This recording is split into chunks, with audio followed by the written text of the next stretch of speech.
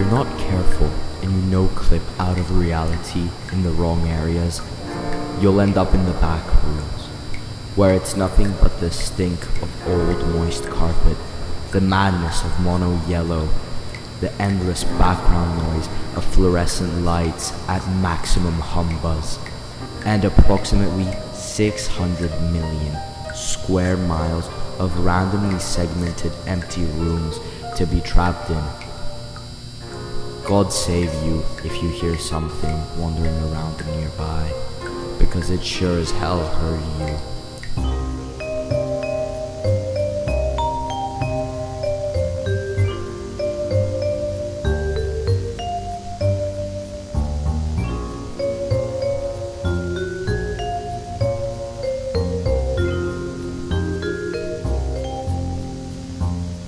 Backrooms, which started off as that one 4chan post that I read to you at the beginning of the video, has quickly risen to become one of the biggest analog/indie horror phenomenon of the 2020s, not unlike how FNAF was popular back in the 2010s.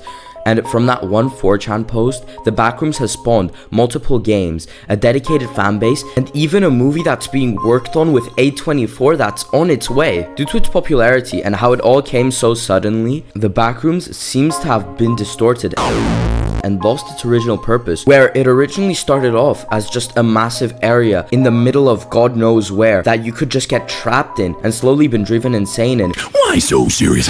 Due to its repetitive nature, has quickly turned into a collection of randomly segmented levels that range from a room that's just a massive pool to quite literally a horror monster that is obsessed with Hello Kitty. So in this video, we'll be taking a look at what the internet did to the Backrooms.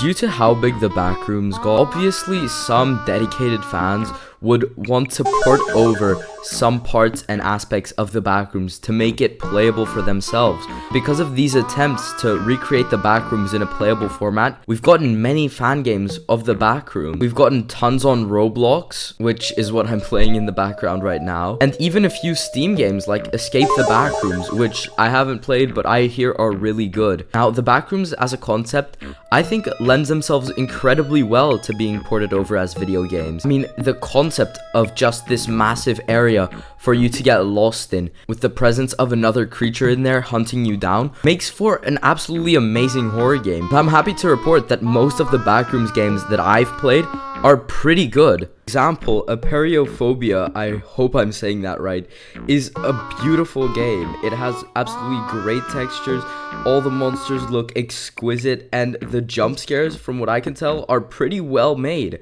And reminder, what you're seeing right now is running off of Roblox. Yes, this Roblox. The same game that can do that can also do this.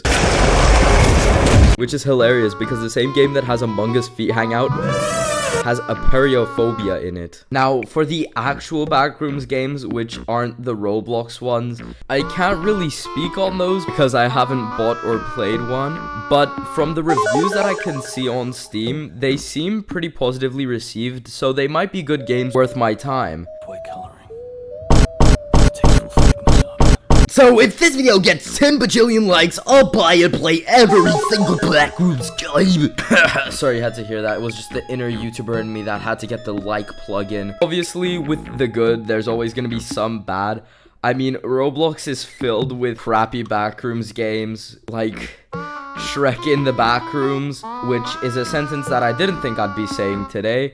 But here we are. And there are obviously some probably badly made Backrooms games that are sold on Steam for 10 bucks a pop.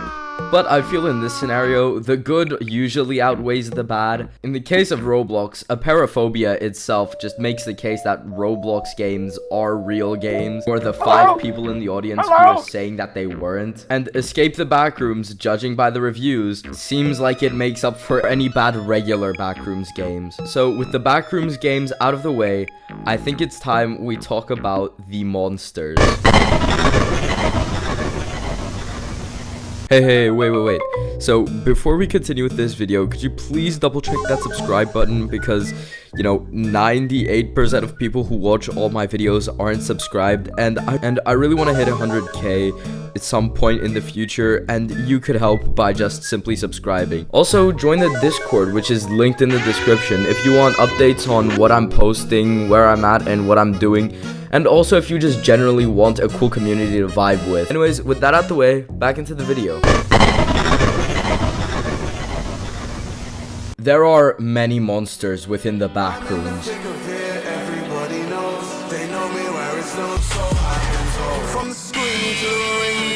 So, monsters have been a part of the Backrooms since its very inception. I mean, the original 4chan post that started the Backrooms speaks of something that, if you have heard it already, it has definitely heard you. And this simple sentence that hinted towards something else being in the Backrooms led many people to believe that there definitely was a monster within the Backrooms that will hunt you down until it finds you. Now, as the Backrooms grew, so did the number of monsters. For example, one of the most famous Backrooms monsters, the bacteria monster from the Kane Pixels series, is probably what you think of when I say monsters and Backrooms in the same sentence. But the Backrooms have evolved to have more than just one simple monster, with each level seeming to have its own different variation of monsters. For example, level 0 seems to have only one monster, the bacteria monster, like the Hello Kitty level has the kitty monster, and so on and so forth for almost every single Backrooms level there is. Now, the Backrooms doesn't operate under the logic that everything within it is trying to kill you, more so that most of the things in the Backrooms are trying to kill you.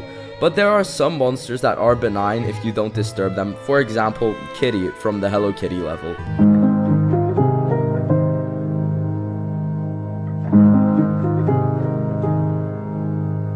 But there are other monsters within the Backrooms that are just straight up on that O-block timing and are just there for the smoke. For example, the bacteria monster and these silly little goobers called the party goers, which look like they were made in MS Paint by the edgiest 12-year-old. But the Backrooms fandom seems pretty split on their opinions with the monsters. Some find the monsters very cool and think that it's an integral part of the Backrooms. And on the other side, people genuinely hate the monsters and miss when the Backrooms was just about how liminal the levels were and not about scary monster number 76. And listen, both of these sides have some pretty good points. I mean, from the side of the people who love monsters, it makes sense. Monsters have been baked into the DNA of the Backrooms since day one. Literally, the 4chan post that started everything refers to something within the Backrooms that, if you've heard it, it's definitely heard you. And from this simple idea of a monster, so many cool people have added their own little twists and spins on things. For example, if it was purely about the Backrooms, Kane Pixels series would have been so dull, you would have fallen asleep halfway through because nothing would have happened. And from the side of the people who hate the monsters within the Backroom, I understand it fully. I mean, the Backrooms have sort of been twisted into Monster Fest with cool backdrop, rather than the cool backdrop being the forefront and the monsters being a side aspect of it that would add to the scariness and not be the main scare factor. And as well, the sheer amount of brain rot YouTube shorts that have come out of the Backrooms and the entities within the Backrooms and how these entities interact, rather than just explaining different factors of the Backrooms levels. Like, guarantee you, most channels could have been sustained just by talking about one Backrooms level per short. And you would probably have over 1,000 videos ready to go, and that doesn't even include the levels that keep getting added day after day. And I'll be honest, a few monsters have been ruined for me because of these brain rot content creators. I mean, my whole disdain from the partygoers stems from this one clip that keeps getting used over and over again in every single Backrooms short. And each time I see a Backrooms short, it's always the worst possible thing. It's always, what if a baby is born in the Backrooms? If this happens, a few weird things may occur. First, the baby has an 80% chance. And at the end of the day, no one cares. Just tell me about the levels, please, and I'll be on my way. But listen, at the end of the day, most of what I've just went on about is purely a matter of opinion. I'm sure that there are plenty of people who enjoy the monsters and don't mind the brain rot content. And there are plenty of people who absolutely despise the brain rot content and despise the monsters. Me, I'm more so in the middle. I hate the brain rot content because it generally ruins most of the cool parts about the monsters for me, but I still love the monsters because of just how cool and exciting they can make the back rooms. Alright, so now that we've gotten the monsters out of the way, I think it's time we move on to probably the hardest part of the video to research and talk about, which is the backrooms levels. With the growth of the backrooms and them becoming so incredibly massive, it's clear that obviously the fans would like to add their own little spin and variation of the backrooms by either creating their own unique monster designs or adding more levels onto the backrooms to get lost and trapped in. And sometimes these levels can be genuinely amazing. Now, I don't know nearly enough about the backrooms to be talking about each level in depth. I'm gonna pass it over to our backrooms expert, Lemon Official. I'm here. I made it.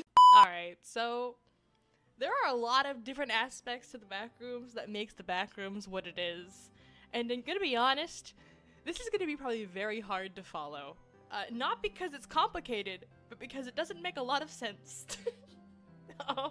A few levels I really want to cover is level 37, level 13, level 4, level 699, and level 501. So I'm gonna jump around and just go into detail about a lot of these different levels. The first one I'm gonna start with is level 37. It is by far gotta be on my top list of favorite levels out there if I had to pick them just for the aesthetic alone. The endless spiral staircases that lead to nothing, the random pillars and assorted jagged bits just kind of all put it together.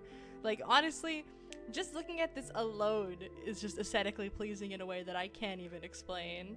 The shallow, lukewarm water on level 37 actually contains magnesium sulfate, which causes the known relaxing effect that affects wanderers when they come across this level. Now, I'm sure that fact is inherently boring to some people, but it's actually really interesting if you think about it. Another fun fact about this level is that noise is very altered here. Everything sounds really dampened, quiet, and almost mute at times. It is very much influenced by the water's properties, though they're not 100% certain on why yet, so they're still trying to figure it out. If you're not 100% sure what I'm referring to, I'm actually referring to the Meg Corporation, which is a very big group you're gonna probably hear me talk about on occasion with these levels, as I'm pretty sure it's the main dominant group that runs the backrooms, in quotes, because obviously I don't think anyone can really run the backrooms, but they're very well known compared to others. Some other groups I can think of off the top of my head would be the AEA, BIF, and Almond Water Inc. But I'm sure there's a lot more that I could cover, but I'm not really gonna get into it all. All you need to know is that Meg is basically like the government, okay? The government of the backrooms, to put it lightly. That probably sounds like a lot, but it's fine.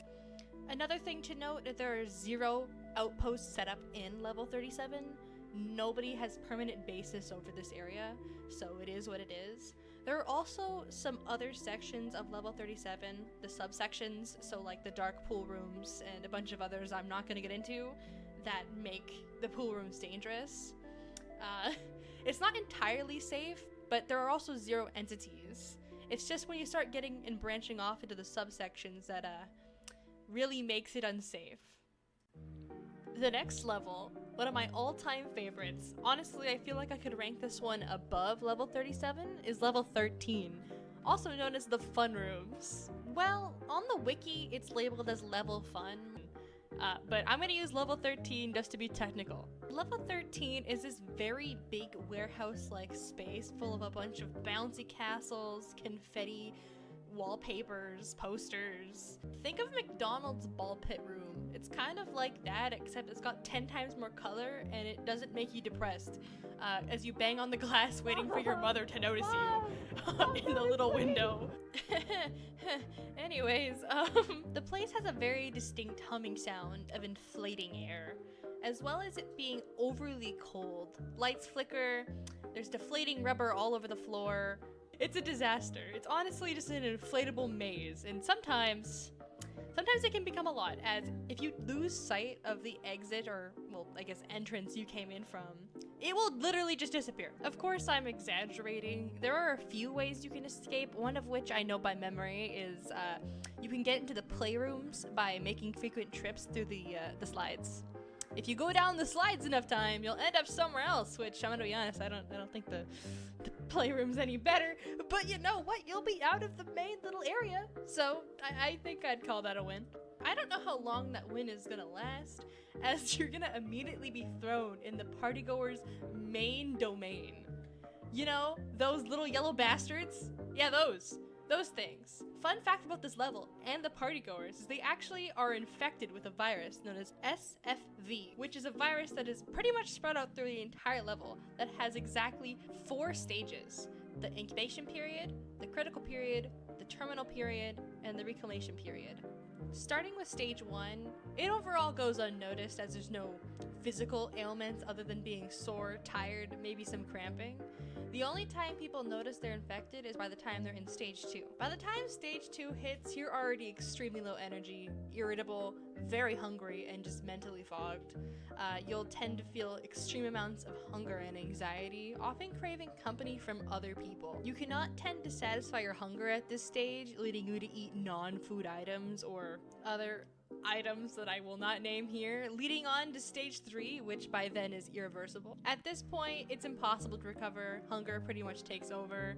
You've pretty much lost your mind, and then you eventually leads into stage 4. By the time you hit this stage, you've completely lost all thought. You are now a shell of what you once were, pretty much relying on sound to get from point A to point B and kind of just cease to function.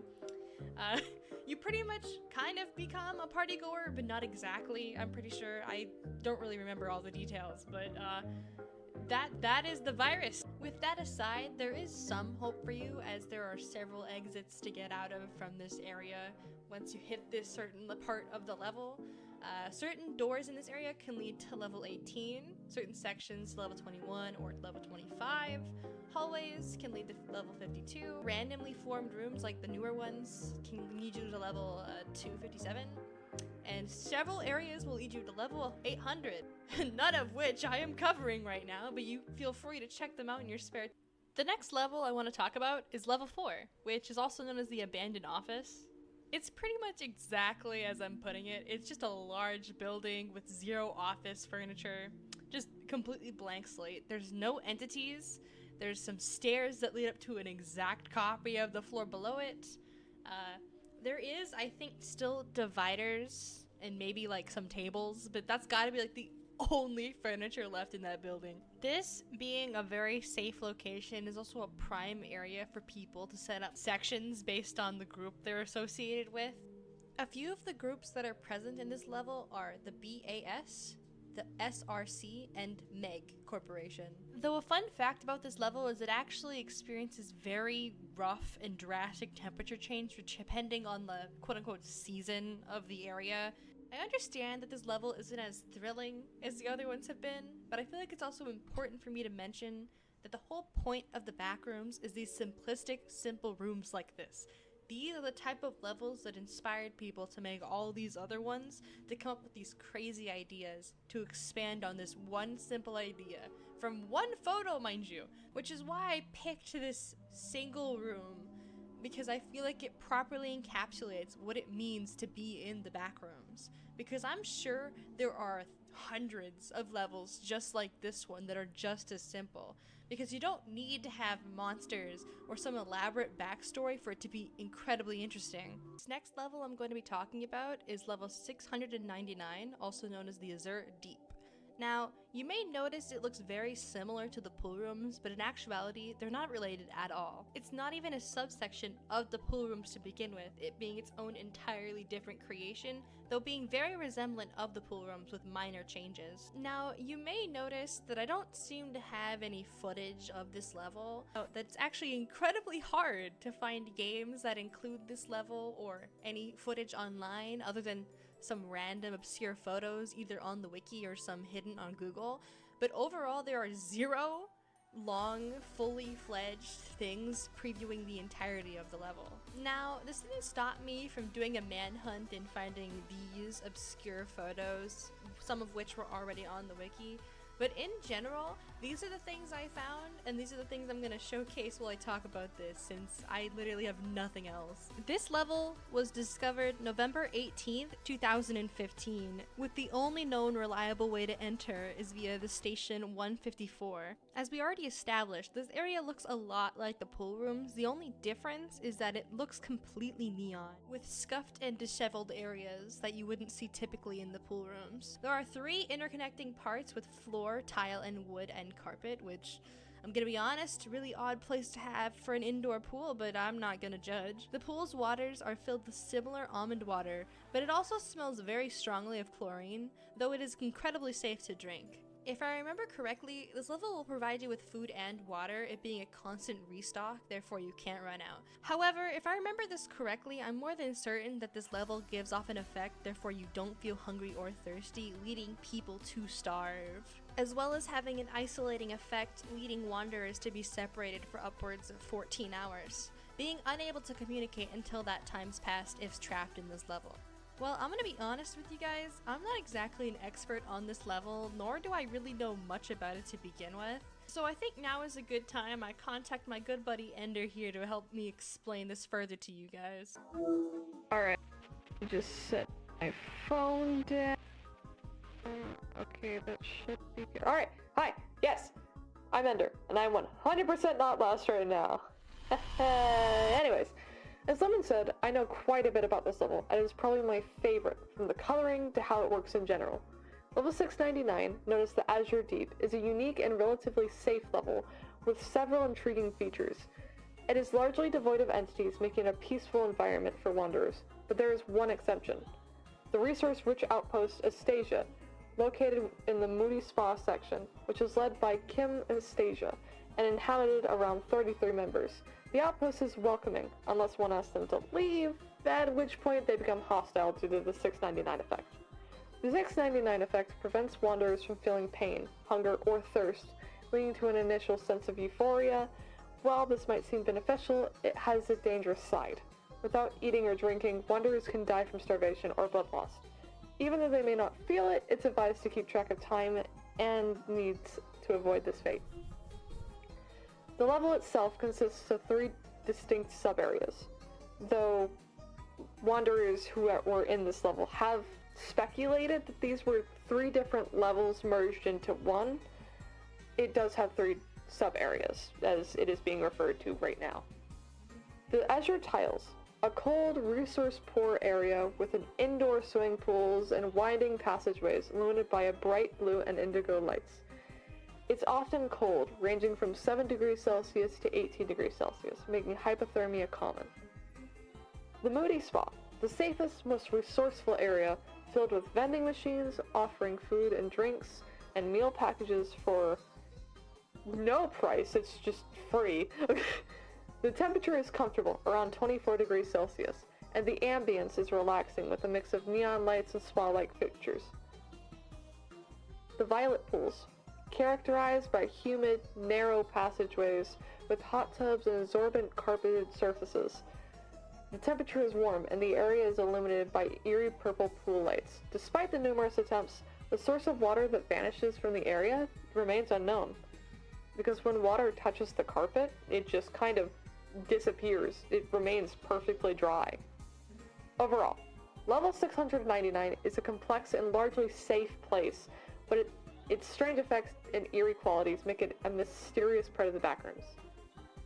Level 699 has various entrances and exits, including no clipping into the neon train station 154 for 3 to 4 months, finding a neon purple gate in level 799, reaching the top of a tall metal pillar in level 459, following glowing neon pipes for level 2, entering in an area with a blue neon lights in level 851, surviving the distortion events in level 914 without mental health injuries. Exits include the neon train returning to station 154 after 3 to 4 months, glowing white windows leading to level 39, and the rare chance of reaching level 399 by no clipping into a vending machine. Additionally, there's a possibility of simply waking up.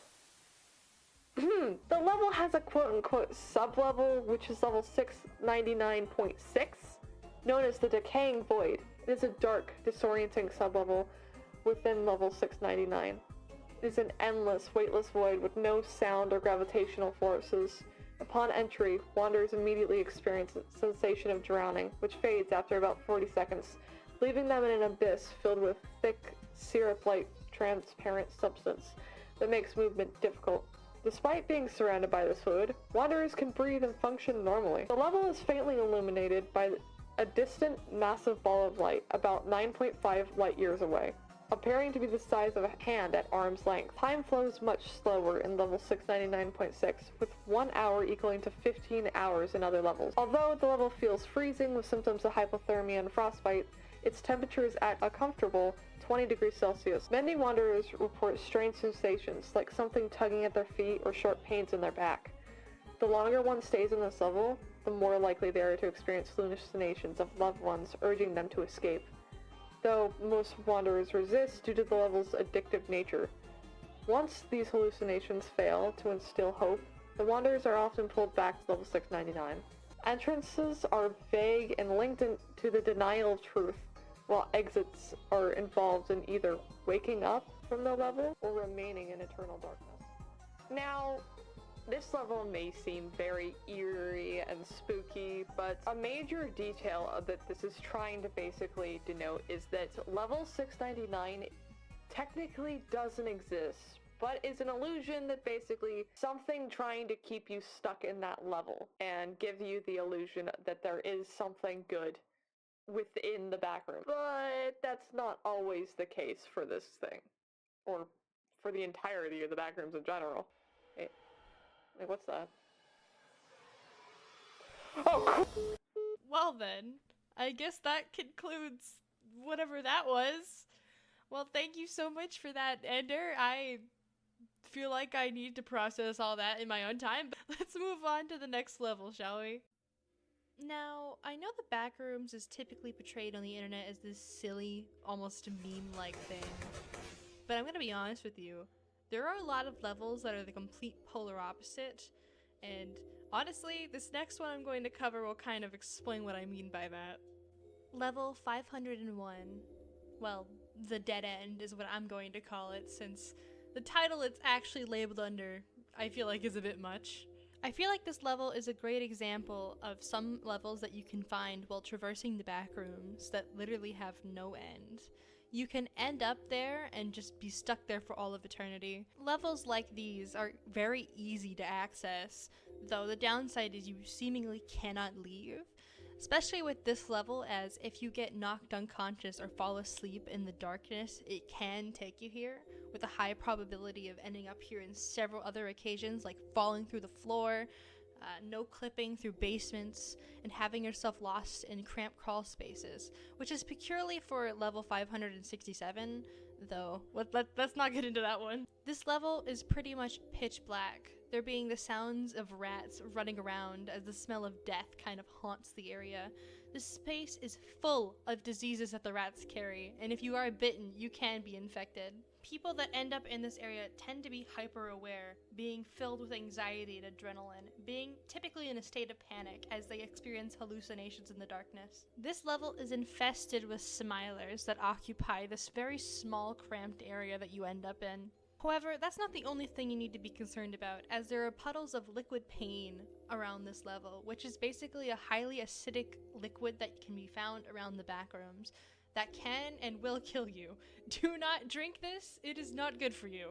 Now, the main reason I bring this up is because the Backrooms was initially meant for the horror aspect, not necessarily the monsters, because the original version of the Backrooms was just being completely alone. And I feel like regardless of the fact that there is, I guess, monsters in this level, it is a great example of being perfectly alone where no one can help you, which encapsulates what the Backrooms was initially trying to do. Now, I feel like this concludes my top list of, I guess, favorite Backrooms levels, though I don't know if you can really call it that. I would like to classify this as just an assortment of levels that I feel best represent the Backrooms in a way that makes it make sense.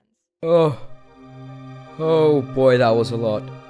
I need to sit down. Thank you, Lemon Official and Ender's Echo, for single-handedly doubling the runtime of this video and increasing my watch time. Very cool. You should all go subscribe to their channels, which should be linked in the description. And with that, we've concluded the video, and it's time to move over to the conclusion. So, to answer the question that I asked at the very beginning of the video of what the internet did to the Backrooms, it's simple. The internet did what the internet does, and it twisted and conformed and changed the shape of the Backrooms to be its own little plaything, and in the end, the Backrooms that we have now is completely different to the original 4chan post. Now, whether this is a good or bad thing is completely up to you. You can completely love the changes and be all for this new era of the Backrooms, or you could yearn for the simpler times when it was just about how liminal the levels were and the fear that that instilled in people. Or you could be like me and just enjoy what we have now. I feel like no matter what, nothing will ever be the best thing ever, but it could get pretty good. And the Backrooms is the best example of pretty good that I could give to anyone. Little boy with a mouth so big you could swipe a credit card through his gap tooth, paying for some snack food. Yeah, I stole your tweet but had the decency to at you. Always running from something like I'm in the back rooms. All my friends on each other's asses like tattoos. We tear each other down like a bucket full of crabs do. Everyone I know, little dick, it's a statue. Always running from something like I'm in the back rooms. It's red on my chest like a Yo, congrats, you made it to the end of the video, which isn't an easy task this time because it's literally a 31-minute video. Thank you so much to Ender's Echo and Lemon Official for helping me with this video. I genuinely couldn't have done it without them because I don't know enough about the Backrooms levels to pass judgments or do official reviews.